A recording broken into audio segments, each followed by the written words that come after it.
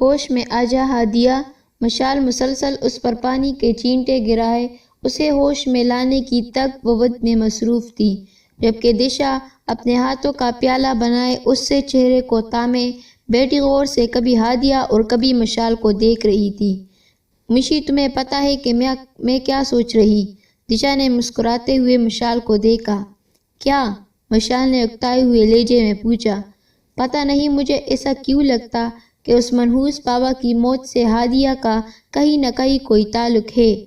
غصہ مت کرنا، میں بس یہ کہہ رہی تھی کہ مجھے ایسا لگتا ہے، دشا نے کہا۔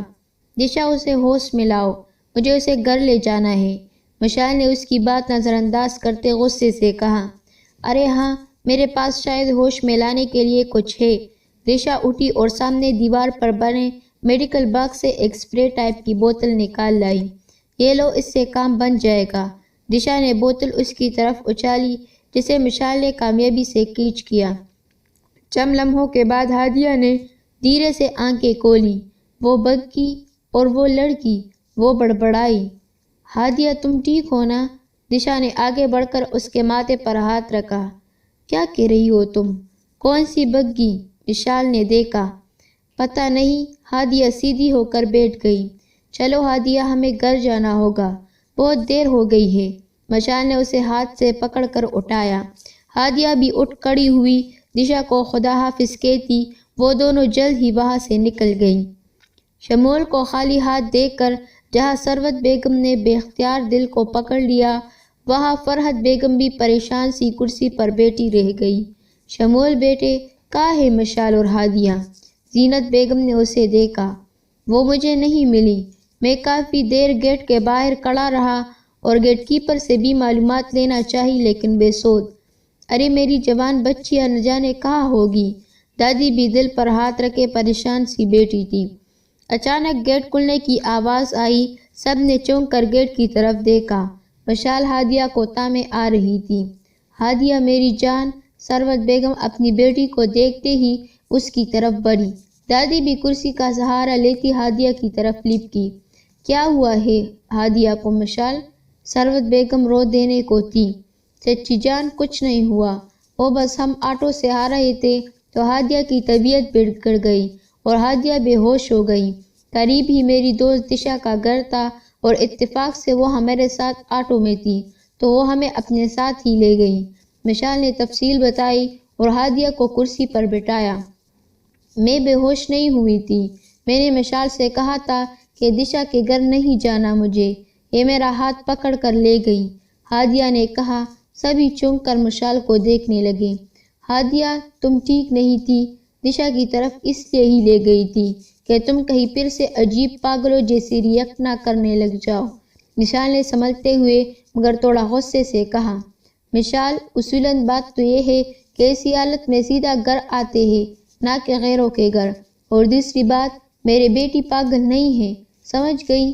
ثروت بیگم نے لفظ چبا چبا کر کہا اور ہادیہ کے لبوں سے پانی کا گلاس لگا دیا۔ ثروت، تمہاری بیٹی اگر پاگل نہیں ہے تو پاگلوں جیسی حرکتیں کیوں کرتی ہے؟ اور اگر مشال اسے اپنی دوست کے گھر لے گئی کہ کہیں ہادیہ بے ہوش نہ ہو جائے تو بجائے اس کا شکریہ ادا کرنے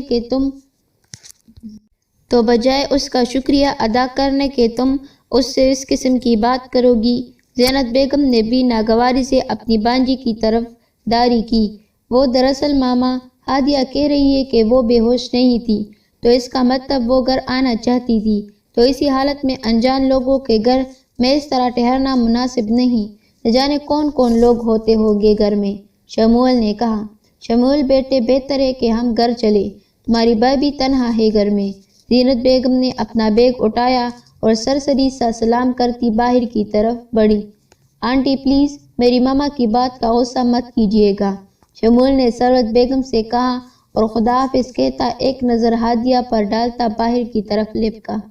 وہ بے سود اپنے کمرے میں لیٹی نہ جانے کن سوچوں میں گم تھی، جب ٹھنڈی ہوا کا ایک لہلہاتا ہوا جھونکا اس کے وجود میں سرایت کر گیا۔ اس نے گردن اٹھا کر دیکھا، زویا اپنے خوبصورت گنگریالے بالوں کو گردن وشانے پر پھیلائے اس کے سام توڑی پر ہاتھ رکھے ایک خوبصورت ادا سے بیٹھی تھی۔ زویا، وہ آس پاس سہارا لیتی دھیرے سے اٹھی۔ زویا بس بہت ہوا، ہر چیز کی ایک حد ہوتی ہے، میں ہرگز کچھ بھی عجیب و غریب اپنے ذات کے ساتھ اب برداشت نہیں کروں گی۔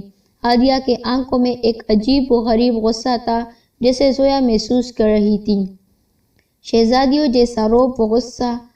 ہادیہ، تم نے تو اپنی ذات کو ایک خوش اخلاقی کے خول میں بند کر رکھا تھا، لیکن یہ روپ دیکھ کر ایسا لگتا ہے کہ تم بھی جاننے لگی ہو کہ تم کون ہو، زویا نے مسکراتے ہوئے کہا۔ زویا، اس کالج میں ایسا کیا ہے جو میں نہیں جانتی؟ اور آخر کالج سے جڑے عجیب و غریب واقعات میرے ساتھ ہی کیوں ہیں، کسی اور کے ساتھ کیوں نہیں؟ یہ بتاؤ مجھے کہ تم کون ہو، خدا کے لیے سب بتا دو مجھے، ہادیہ نے اصرار کرتے ہوئے کہا۔ ہادیہ، شاید یہ عجیب و غریب واقعات کبھی نہ ہوتے اور ہمیشہ ایک راز ہی رہتے اگر تم اس کالج میں نہ آتی۔ جانتی ہو، روحوں کا روحوں سے خاص تعلق ہوتا ہے، اور یہ بھی تم جانتی ہو کہ ہر جاندار کے پاس روح ہے، اور اگر میں یہ کہنا چاہوں کہ تمہاری روح کا تعلق اس کالج کو بنانے والوں کی روحوں سے کہیں ملتا ہے تو یہ بے جا نہ ہوگا، زویا نے کہا۔ زویا، میں نے دیکھا ایک بگی خواں کو جو خوبصورت دل نشین لڑکی کو لیے جا رہا تھا، اور پھر ایسا لگا جیسے کوئی مجھے کہہ رہا ہو کہ بگی کا پیچھا کرو، وہی تمہیں منزل تک پہنچائے گی۔ میں اس بگی کے پیچھے ہی بھاگ رہی تھی جب اچانک سے میں بیدار ہو گئی اور میں نے آنکھیں کھولی، سامنے دشا اور مشال کو پایا۔ ہادیہ اسے تفصیلاً خود پر بیتی داستان سنانے میں مگن تھی، یہ دیکھے بنا کہ دشا اور مشال کے ذکر پر زویا کس قدر غصے میں آ گئی۔ ہادیہ، آج رات میں تمہیں پھر لینے آؤں گی، ممکن ہے تم آج رات بہت سے سوالات کے جواب جان لو، زویا نے کہا اور یکدم اس کے کمرے کی کھڑکی سے باہر کی طرف چھلانگ لگا دی۔ سورج ڈھلنے کے قریب تھا، لیکن ابھی بھی کافی سویرا تھا اور صاف روشنی تھی جب روما اپنے گہرے لباس کو سنبھالتی لان کی طرف آئی۔ بسمل، بیٹا، ماما کی بات سنو فوراً۔ روما ارد گرد نظریں دوڑائی اپنی 9 سالہ بیٹی کو ڈھونڈ رہی تھی۔ ارے یہی لان میں ہی تو کھیل رہی تھی، کہاں چلی گئی یہ لڑکی؟ روما نے پریشانی سے ارد گرد دیکھا اور دور بیٹھے گیٹ کیپر ملازموں کو قریب آنے کا اشارہ کیا۔ صفدر اور باقر، کیا تم نے بسمل کو دیکھا؟ ابھی یہی کھیل رہی تھی، روما نے سوالیہ نظروں سے انہیں دیکھتے ہوئے پوچھا۔ نہیں بی بی جی، بسمل بی بی کو نہیں دیکھا۔ ارے حد ہے، ڈھونڈو اسے، کہاں گئی وہ؟ روما غصے سے بولی۔ جی بی بی جی۔ ملازم لان کی طرف دوڑے۔ رشیدہ، ماریا، روما زوردار آواز سے چلائی۔ بسمل کو ڈھونڈو، کہاں ہے؟ اندر دیکھو، ہر جگہ تلاش کرو، میری بچی اپنے گھر سے کہاں گم ہو گئی؟ روما نے کہا اور اوپر ٹیرس کی طرف نظر دوڑائی جہاں ایک عمر رسیدہ خاتون نیچے ہی دیکھ رہی تھی۔ روما نے غصے سے اس عمر رسیدہ خاتون کو دیکھا اور تیز تیز قدم چلتی اوپر اس عورت کو سامنے جا پہنچی۔ ارے خبیث بڑھیا، بتا میری بیٹی کہاں ہے؟ کیا کیا تو نے میری بچی کے ساتھ؟ روما نے اس کے کمزور بازو کو جھنجھوڑا۔ مجھے نہ تجھ سے غرض، نہ تیری بیٹی سے، میری نوجوان حسین سوتن، اس عورت نے ماتھے پر تیوری چڑھائے اطمینان سے کہا اور اپنے بازو چڑھاتی اپنے کمرے کی طرف بڑھ گئی۔ تیری اولاد نہیں ہوئی نا؟ جلتی ہے تو مجھ سے، میری بیٹی سے، روما نے اس عورت کے پیچھے سے زوردار آواز سے کہا۔ دور گیٹ سے اندر داخل ہوتی گاڑی کو دیکھ کر وہ بھاگتے ہوئے نیچے کی طرف بڑھی۔ شکر خدا کا صلاح الدین آ گئے۔ وہ دل جمی سے کھانا کھانے میں مگن تھی جبکہ ثروت بیگم مسلسل مسکراتے ہوئے اسے دیکھ رہی تھی۔ ہادیہ نے پلکیں اٹھا کر مسکراتے ہوئے ثروت بیگم کو دیکھا۔ کاش اس منظر کو وہ کہیں قید کر لو، میری حسین و جمیل اماں مس ثروت، شرارت سے کہتی وہ دادی کی طرف دیکھتی ایک آنکھ بند کرتی ہوئی بولی۔ میری جان، میری بیٹی۔ ثروت بیگم کی مسکراہٹ مزید گہری ہوئی، وہ بھی مسکرا دی۔ کھانا کھاتے ہی وہ دادو کو ان کا من پسند شو لگا کر اور ثروت بیگم کے ساتھ کچن کے کام نمٹا کر اوپر اپنے کمرے میں آ گئی۔ ابھی وقت ہے زویا کے آنے میں، چلو تب تک میں کچھ آرام کر لوں۔ وہ بیڈ پر ہی لیٹ گئی۔ ہادیہ سرگوشی کی آواز پر اس نے آنکھیں کھول کر دیکھا، سامنے زویا کھڑی تھی۔ تم اتنی جلدی کہاں سے آ گئی؟ ابھی 12 نہیں بجے، وقت کی پابندی سیکھو۔ اور ابھی یہاں سے جاؤ، ہادیہ نے کہا اور ماتھے پر ہاتھ رکھے سونے کی ایکٹنگ کرنے لگی، جبکہ زویا مسکراتے ہوئے اسے دیکھتی رہی۔ ہادیہ نے اسے وہی کڑے دیکھ کر ناگواری سے کہا، ہادیہ ابھی چلتے ہیں، دیکھو کتنی ٹھنڈی ہوا چل رہی ہے، پہلے آئس کریم پارلر سے دودھ سے بنی آئس کریم کھائیں گے اور پھر ہنٹر ٹاؤن چلیں گے۔ خالص دودھ سے بنی آئس کریم، مزہ آئے گا، چلو۔ ہادیہ نے جھٹ سے پلنگ چھوڑا اور چھوٹے چھوٹے شیشے لگی خوبصورت چادر اوڑھ لی۔ جلد ہی وہ دونوں آئس کریم پارلر میں خاص دودھ سے بنی آئس کریم سے انصاف کرنے میں مگن تھی۔ دیکھو زویا، بل تم دو گی کیونکہ آئیڈیا بھی تمہارا ہی تھا، ہادیہ نے آئس کریم کو منہ میں لیتے مزے سے کہا۔ ہاں کیوں نہیں، زویا مسکرائی۔ ابھی وہ دونوں آئس کریم کھانے میں مگن تھی، تب ہی انٹرنس سے سیاہ ہڈی میں ایک شخص اندر داخل ہوا۔ اس کا چہرہ مکمل ڈھکا ہوا تھا۔ اس نے ارد گرد نگاہ دوڑائی اور پھر جلد ہی اس کی نظر خالص دودھ سے بنی آئس کریم کھاتی لڑکیوں پر ٹھہر گئی۔ اس کی ہڈی سے ہلکی سی گھراہٹ کی آواز نکلی۔ وہ ان دونوں کے سیٹ میں بالکل پیچھے والی میز پر بیٹھ گیا۔ آئس کریم سے بھرا چمچ منہ پر رکھتے ہی یکدم زویا کی دھڑکنیں عجیب انداز سے دھڑکنے لگی۔ وہ تیز تیز سانس لیتی ارد گرد نظر دوڑا رہی تھی۔ کچھ تو غلط ہے، کچھ تو عجیب ہے یہاں، زویا نے سوچا۔ وہ خود کو نارمل کرتی اپنی آنکھوں سے ارد گرد لوگوں کو اسکیننگ کرنے لگی۔ کچھ بھی عجیب نہیں تھا، لیکن کچھ ہے جو میری آنکھوں سے اوجھل ہے۔ تبھی ایک ویٹر مسکراتا ہوا سامنے کی ٹیبل میں گیا۔ جی سر، آپ کیا آرڈر کرنا چاہیں گے؟ ویٹر نے پوچھا۔ وہ جو کوئی بھی تھا وہ ہادیہ کے بالکل پیچھے تھا، اس لیے زویا اسے ٹھیک سے دیکھ نہ سکی۔ ہڈی پہنے شخص نے اپنے بھاری بھرکم سیاہ دستانے چڑھے ہاتھ مینو پر رکھے اور 10-12 آئس کریمز ایک ساتھ آرڈر کر دی۔ سر، یہ آئس کریم حاضر کروں یا پیک کرواؤں؟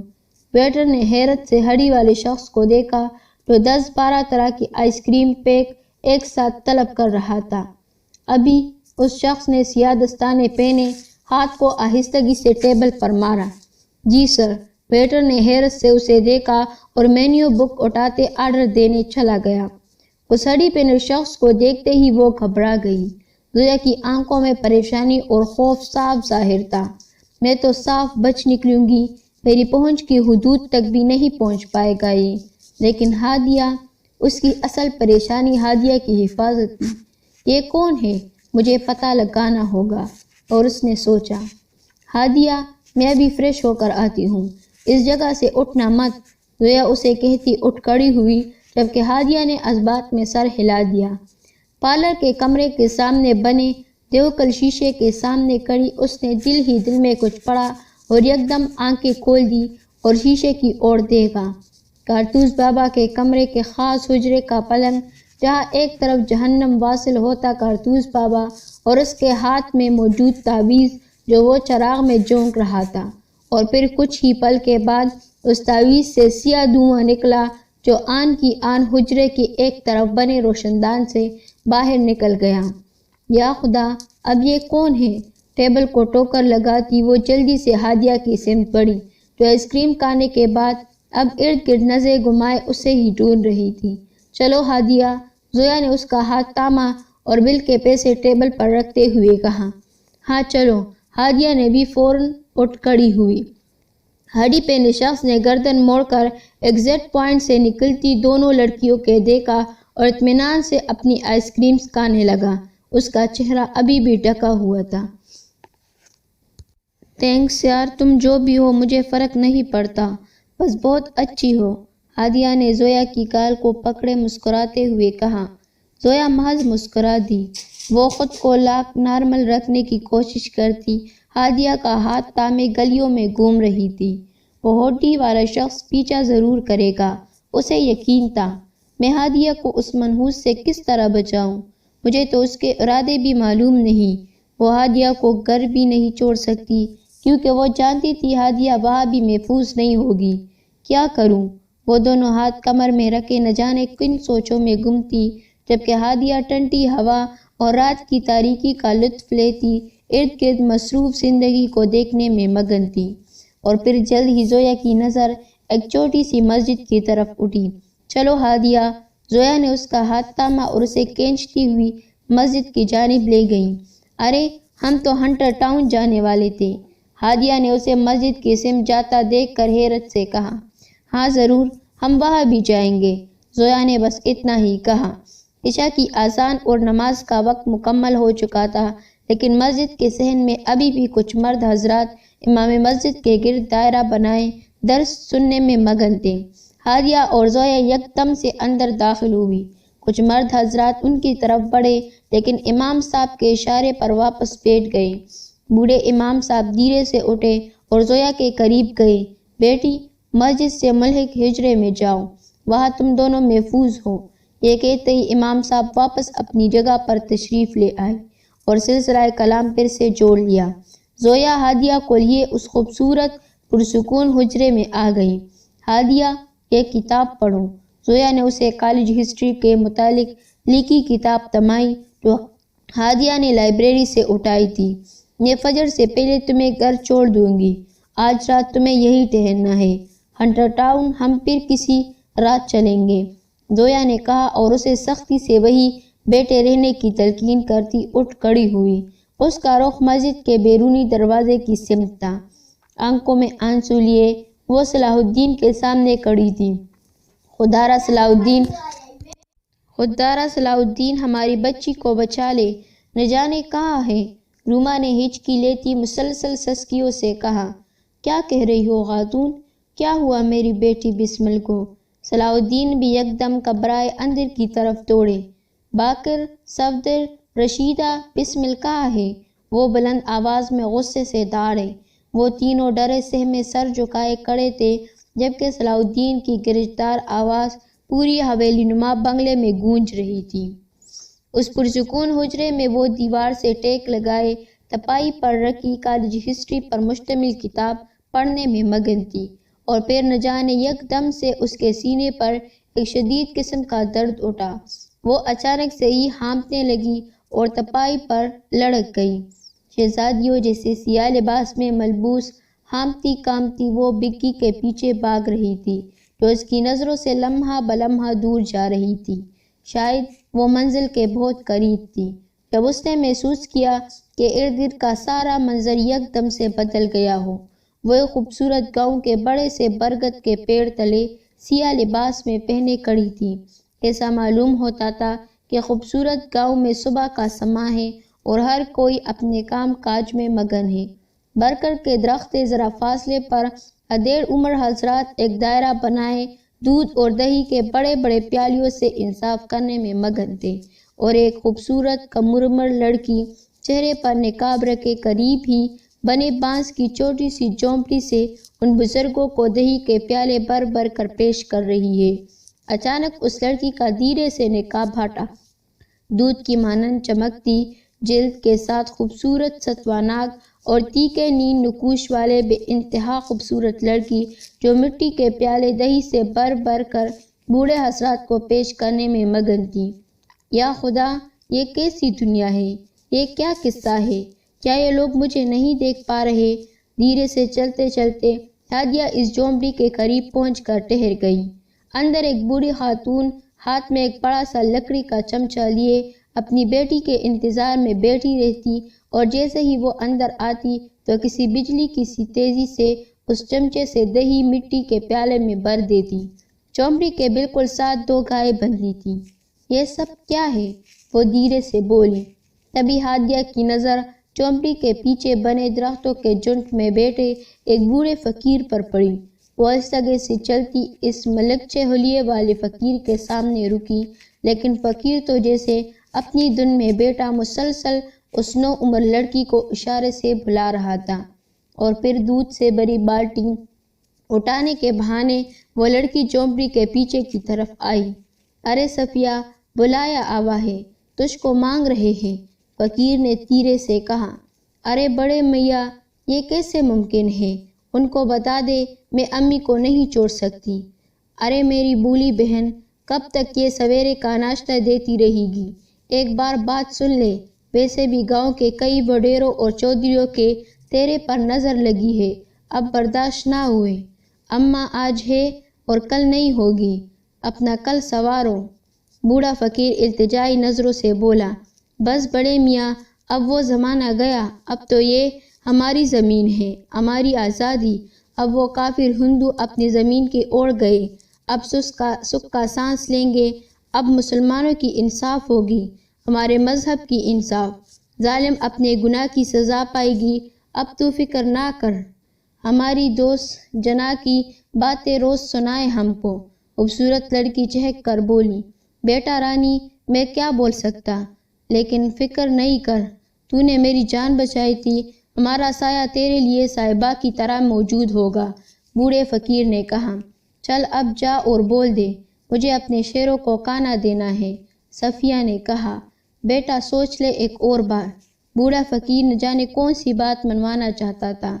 ختم کر قصہ، اب یہ دہی لینا ہے تو سامنے سے آ جا اور بتا دے جا کے ان کو کہ ہم اماں کو نہیں چھوڑ سکتے۔ خوبصورت لڑکی صفیہ اسے سختی سے کہتی اپنی اماں کی آواز پر دودھ کی باٹی اٹھائے پھر سے جھونپڑی میں چلی گئی۔ ہادیہ چپ چاپ ان کی گفتگو سنتی رہی، لیکن صفیہ کے جاتے ہی وہ قریب ہی درخت کے نیچے بیٹھ گئی۔ کمعقل ہے، سمجھ جائے گی، میرا خدا حفاظت فرما، اس فقیر نے کہا اور درختوں میں چپتا چپاتا گاؤں سے ملحق جنگل کی طرف اوڑ چلا گیا۔ ہادیہ آنکھوں پر دونوں ہاتھ رکھے خاموشی سے بیٹھی رہی۔ اچانک ہی گھوڑوں کی ہنہنانے کی آواز سن کر وہ جیسے یک دم سے بڑبڑا گئی ہو۔ آنکھیں کھولتے ہی اس نے بے اختیار دل پر ہاتھ رکھا۔ وہ درخت کے نیچے ہی بیٹھی تھی، لیکن یہ وہ درخت تو نہیں تھا جو گاؤں کے بیچوں بیچ بنا تھا، بلکہ یہ تو وہ سرسبز گھنے جنگل کے وسط میں ایک بوڑھے درخت کے نیچے تھی، اور سامنے ہی 4-5 کپڑے کی بنی جگہیاں اور ان کے سامنے بانس کی بنی 2 کمرے پر مشتمل جھونپڑی تھی۔ یہ وہی جھونپڑی تھی، ہاں یہ وہی جھونپڑی ہے، میں آئی تھی یہاں جب وہ بین بجا رہی تھی۔ زویا نے کہا تھا کہ وہ سپیرن ہے۔ ہادیہ یک دم سے چلاتے ہوئے آگے بڑھی۔ وہاں کچھ لوگ تھے جو آگ کا الاؤ دہکانے اس کے ارد گرد بیٹھے تھے، اور سب نے ہاتھوں پر کالے رنگ کا سانپ کا ٹیٹو کی طرح نشان بنا رکھا تھا، اور ایسا معلوم ہوتا تھا کہ یہ نشان دہکتی آگ پر جلی لکڑی کے کوئلے سے بنا ہو۔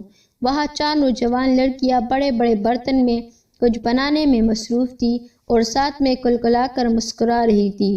قریب ہی چارپائی پر ایک بوڑھا شخص آسمان کو تکتے نہ جانے کن سوچوں میں گم تھا، اور قریب ہی کچھ نوجوان لڑکے بڑے بڑے ٹوکرے نما پٹاریاں لیے اپنے سانپوں کے ساتھ مشغول تھے، لیکن وہاں ایک پٹاری ایسی بھی تھی جس کا منہ بند کر رکھا تھا اور وہ الگ سے پڑی تھی۔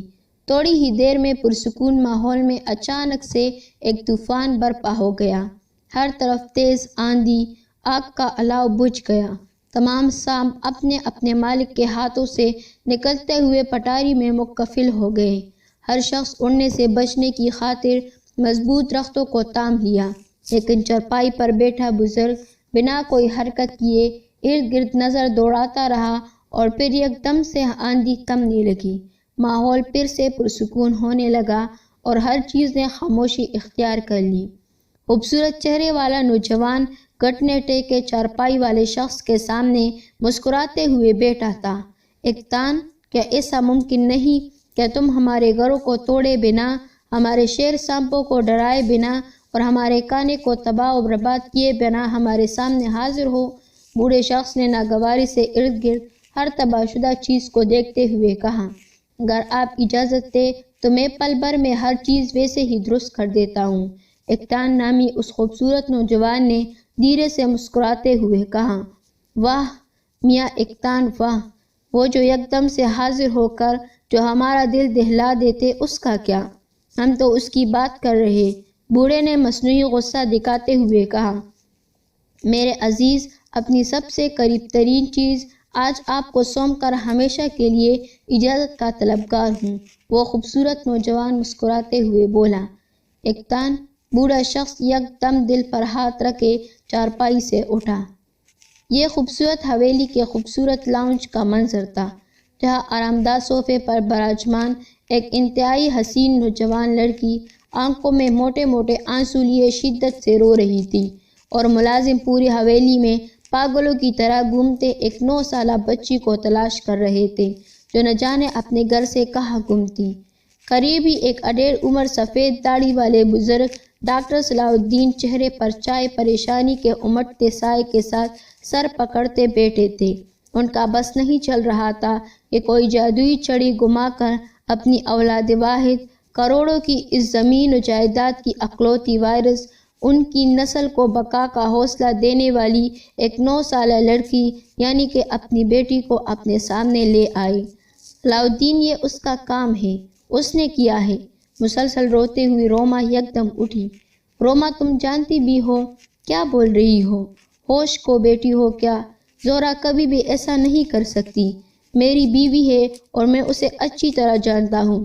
صلاح الدین نے لہجے کو تھوڑا تڑخ کرتے ہوئے کہا، میں کون ہوں اور بسمل کون ہے؟